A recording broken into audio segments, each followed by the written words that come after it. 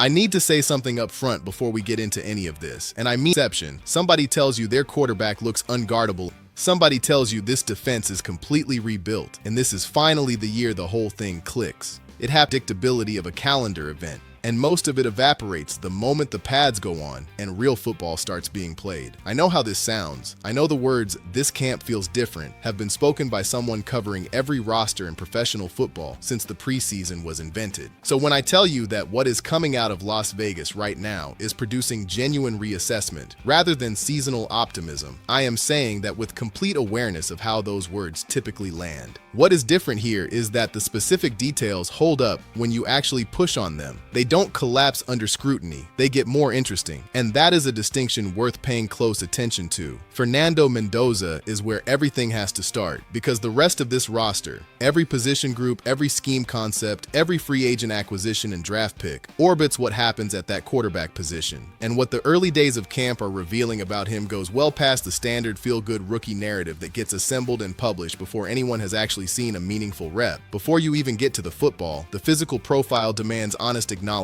6'5", north of 230 pounds, built with the long arms and the structural frame of a quarterback designed to absorb contact and keep his eyes working downfield rather than flinching at the moment of pressure. That last quality is more significant than most quarterback evaluations give it credit for. A meaningful number of players at this position get rattled not because of any mental fragility, but because their bodies simply were not built to take a shot and immediately refocus on the coverage developing 20 yards away. They start anticipating contact before it arrives. Their processing slows at exactly the moments when it needs to accelerate. Mendoza's frame was constructed for this game at the most physical level, and that foundational quality matters in ways that don't show up in a completion percentage until October. Now, the arm strength question, and I want to be direct about this rather than pretending the pre-draft concerns were manufactured by people who didn't know what they were watching. They weren't. Legitimate evaluators with real NFL backgrounds had genuine questions about his velocity and his ability to consistently threaten all three levels of a professional defense. What the early camp reports are indicating is that those concerns were real, but significantly overstated. Mendoza is not going to leave defensive backs frozen in their tracks, wondering what just happened to the football. What he is going to do is drive the ball into every window that the Kubiak system creates, on time, with enough velocity to make a receiver's job easier and a cornerback's positioning considerably more difficult. And here is the thing that I think is more important than any velocity measurement. In the right offensive system, a precisely accurate, structurally sound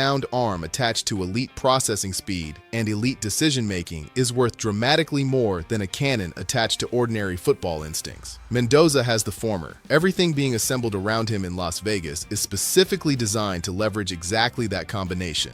The comparisons being generated inside camp right now pair Sam Darnold's mobility and body type with Jared Goff's size and pocket presence. That is a reasonable visual reference point, and I understand why people reach for it, but I want to push back hard on leaning too heavily into the Darnold parallel, because Darnold's career is not just a physical template. It is a documented case study in what organizational dysfunction does to a talented young quarterback when the environment around him is hostile to his development at every level. The Jets surrounded him with structural chaos and watched a player with genuine ability nearly drown before the circumstances finally changed around him. And when they did change, when he eventually landed in a functional system with real coaching and real organizational infrastructure behind him, he looked like an entirely different quarterback. Not because he transformed as a player, because he finally had the conditions his game required to actually express itself. That is the entire point as it relates to Mendoza. He does not have to survive a damaging organizational environment before finding a functional one. He walks into the right conditions on the first day of his professional career. That head start matters more than any arm grade or physical comparison ever could. Now here is the specific detail from this camp that tells you more about Fernando Mendoza as a person and as a competitor than any measurement or combine number ever will.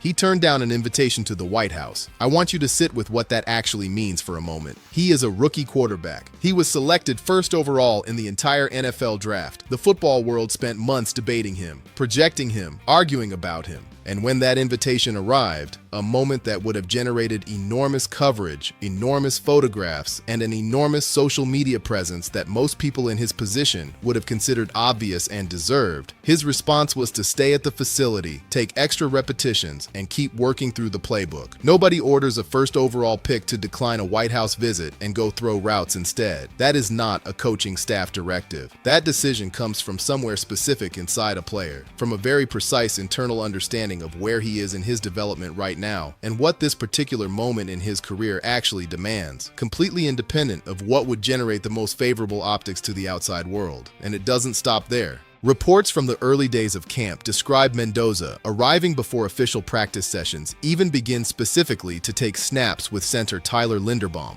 both under center and from the shotgun, building the timing and physical communication their working relationship is going to need when the games actually count. These are two players new to each other, new to this organization, learning a new offensive system simultaneously. The almost wordless understanding a quarterback and center need to develop, how the ball arrives when the quarterback's weight shifts, how a snap feels under different defensive alignments, how to communicate at the line without telegraphing anything to a defense that is watching every movement. That understanding takes hundreds of real repetitions to construct. You cannot manufacture it in a film room. You cannot simulate it in a meeting. Mendoza is not waiting for the practice schedule to provide those opportunities when they become convenient. He is out there before anyone is watching, building what will matter in the moments that determine games. That detail, more than anything else I have read coming out of this camp, tells me who this player actually is. The quarterback competition deserves honest treatment rather than diplomatic hedging. So here it is. Kirk Cousins is currently tracking toward a Week 1 start. That is the genuine read from what the camp information is indicating. And before the emotional reaction takes over, let me be clear about something. The argument for managing Mendoza's introduction carefully is not a weak position hiding behind organizational cowardice. It is grounded in real developmental history and real consequences. There is a legitimate school of thought holding that the most responsible thing you can do for a young quarterback is control his initial exposure to live NFL pressure until the system is genuinely internalized and his confidence is built on actual structural foundation rather than raw ability operating without real support underneath it. 20 years ago, this was standard practice. First-round quarterbacks sat, absorbed, and were protected from live fire until the coaching staff had genuine evidence of readiness rather than just physical talent. The Darnold cautionary tale applies directly here. Thrown into organizational chaos before he had any real foundation beneath him, the accumulation of bad plays and losing environments built compensatory habits that took years to identify and undo, and his career nearly ended before he turned 26. The lesson that story teaches is not that Darnold was always going to find his way eventually. The lesson is that developmental timelines need organizational protection, and franchises that strip that protection away because of external impatience pay for it in ways that often don't become fully visible until the damage is already done and the player is already scarred. That said, here is my position stated plainly. If Mendoza goes through the full competitive evaluation of training camp and demonstrates to this coaching staff that he is ready to run this offense from Week 1, the decision has to be to start him. And when you make that decision, you commit to a real sample size. Minimum 10 games before any serious evaluative recalibration. Not 5 games. Not 3 games after a couple of difficult outings followed by a panic move to the veteran. 10 games because anything shorter is not a genuine developmental evaluation. It is a panic window, and young quarterbacks do not grow inside panic windows. They grow inside organizational environments where the commitment behind the decision to start them runs deep enough to survive early adversity without immediately reaching for an exit. Now let me take you to the secondary, because this is the most underrated story of this entire rebuild, and it has not been receiving anything close to the attention it deserves. Geron McCoy, taken at pick 101, is practicing. The knee is responding to the early training camp workload. The athleticism that made him a consensus first-round evaluation before the injury is showing up on that practice field in ways that reportedly justify everything the original pre-injury tape suggested. There are scouts across this league who genuinely believed McCoy was the most likely candidate to be the first cornerback selected in this entire draft class had he stayed healthy. The Raiders acquired him in the 4th round. If that knee continues to hold up through a full professional workload, this organization found a potential cornerstone cornerback at a fraction of the cost his actual ceiling commands in any healthy market. His development timeline belongs entirely to Las Vegas at whatever pace his body authentically demands. Travis Stokes is generating a specific kind of buzz that actually means something. not the generic. He looks comfortable out there variety that gets attached to every veteran presence in camp. Elite closing speed combined with the physical willingness to support run defense aggressively and the movement flexibility to operate in space when coverage demands it. That combination at the box safety position has been a recurring structural weakness for this defense across multiple seasons now. Stokes looks like precisely the answer this defense has been searching for at that spot. And when you zoom out and compare this secondary to what the Raiders were putting on the field 2 or 3 seasons ago, when it was essentially a predetermined completion anytime an opposing quarterback decided to look in that direction, the transformation is not incremental. The third and fourth corners on this current roster are better football players than who was starting for this organization during those difficult years. Rob Leonard and Clint Kubiak have rebuilt this secondary from the foundation up. That is not summer optimism. That is what the observable evidence is demonstrating. Here is the implication of that secondary improvement that I think gets almost no attention despite being one of the most important competitive dynamics on this entire roster. What it means specifically for Maxx Crosby. Crosby has been one of the most genuinely disruptive edge rushers in this league for several years running.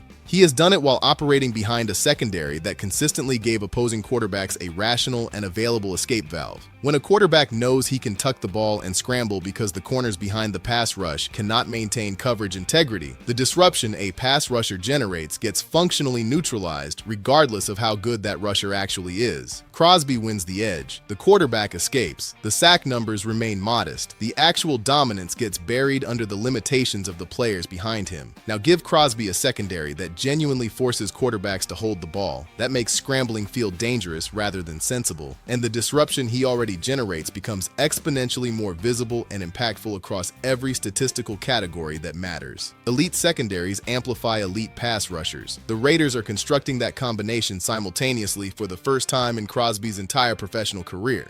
That may be one of the defining narratives of this entire season before December arrives. The wide receiver competition below the settled top of the depth chart is legitimately interesting and deserves careful tracking as roster cut decisions approach. Malik Benson is standing out with a quick, decisive release off the line and real precision in his route running. The kind of separation creating reliability that builds a quarterback's trust rapidly, because when the ball goes to that spot, the route concept actually functions as designed. For a developing quarterback still constructing confidence in his targets, that consistency carries real operational value. Dante Thornton has extraordinary physical measurables. The wingspan, the speed, the frame that draws comparisons to the most physically gifted receivers in recent evaluation history. But measurables do not run routes, and measurables do not make catches in traffic when the game is on the line. He needs to translate the physical ceiling into football execution consistently enough to justify what that profile promises. The player I find most genuinely compelling in this group is E.J. Williams, and largely for a reason that traditional talent evaluation frameworks consistently undercount. He played alongside Mendoza at Indiana. The timing is already constructed. The trust is already established through hundreds of real competitive repetitions at the college level. Having a receiver in that building who already speaks the quarterback's offensive language fluently has concrete competitive value that shows up in the moments when a developing quarterback needs somewhere reliable to go with the football. Reports indicate Williams has shown enough in camp that if he ends up on the practice squad, multiple franchises will immediately be making phone calls to claim him. That is not a player you lose without real downstream consequences. At running back, the structure is clear. Mike Washington is the primary complement to Ashton Jeanty, explosive, athletically exceptional, with a testing profile that placed him among the most physically gifted players at his position in recent combine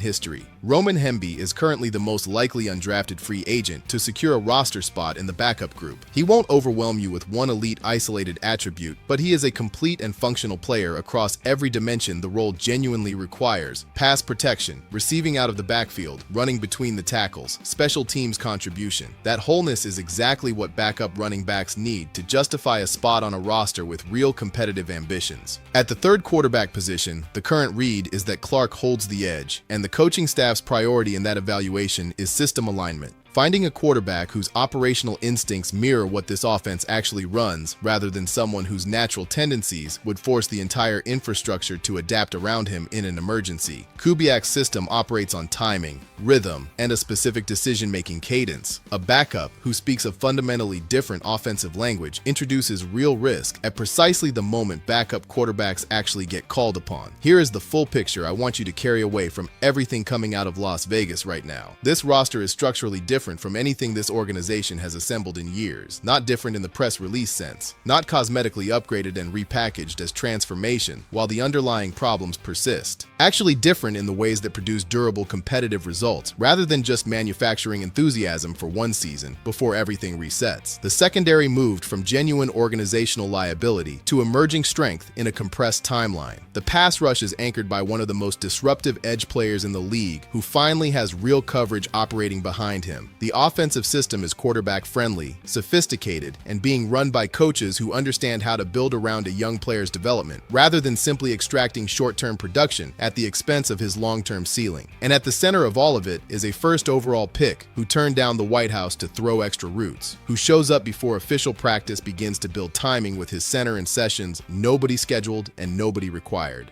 The remaining questions are real. Who starts week 1, how the receiver room settles, whether McCoy's knee holds through a full professional workload. But these are the questions of a team with genuine upside and a clear direction, not the questions of a franchise spinning without an identity or a plan. That distinction is everything, and everything coming out of Las Vegas right now is pointing directly toward it.